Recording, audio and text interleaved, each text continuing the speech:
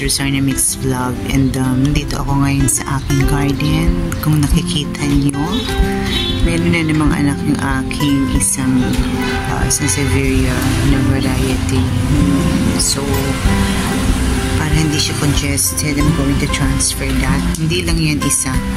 Meron pang isa rito. So, ito pala niya. Meron pa palang isang maliit dito. Pero, ayan. So, ang gagawin ko dyan, instead na alisin kong buo yung plant, kasi medyo malaki na siya eh. Matagal na to eh. I think this is during the pandemic time, yung nauso yung mga planti at that time. So, isa to sa mga nabili ko. So, ngayon, ang laki-laki na niya. Kung makikita nyo, ayan.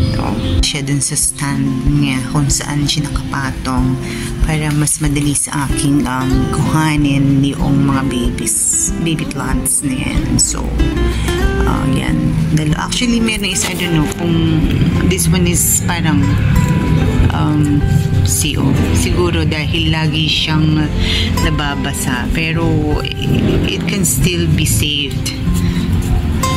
Ayan siya. So, itatanim ko lang siya sa maliit na pot. Ayan, wala na, nahulog.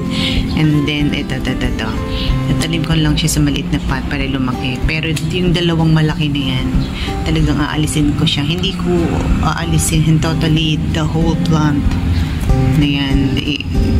Aanihin ko lang siya, bubungkalin ko lang siya para makita ko yung kanyang roots. And then, I'm going to cut. So, let's go!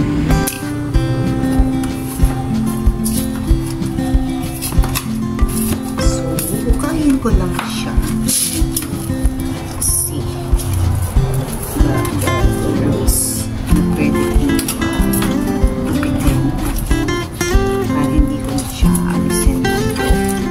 Kasi masyadong malaki na itong plant na ito. So, alisin lang natin.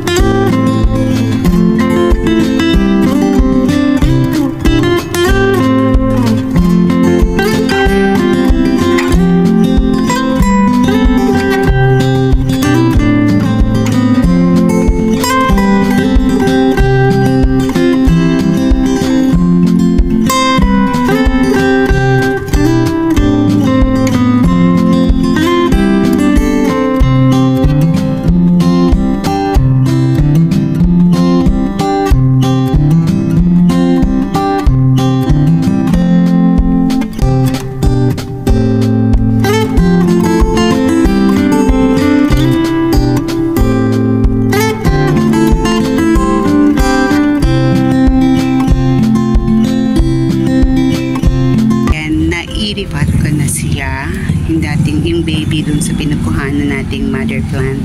And ayun din yung nasa dati sa maliit na pot na para lumaki siya lalo. Inilipat ko siya ng bigger pot para mas lalo pa siyang lumaki kasi congested na dun silang dalawa sa maliit na pot. So, didiligan lang natin yan. Then, ilalagay natin sa shaded part para for ilang araw para at least hindi naman sila maluto or matuyo or mamatay kasi mag-a-adjust pa yan sa kanyang bagong soil at pot.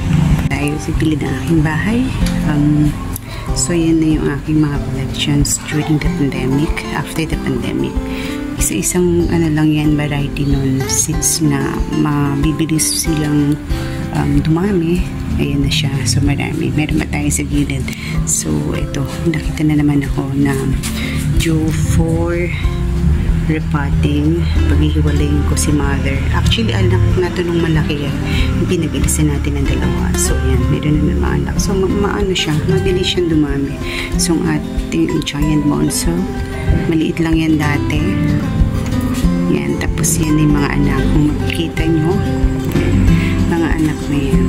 Yan. Nating variety na yung Sansevieria. So, ito yung sa side na to. Yan.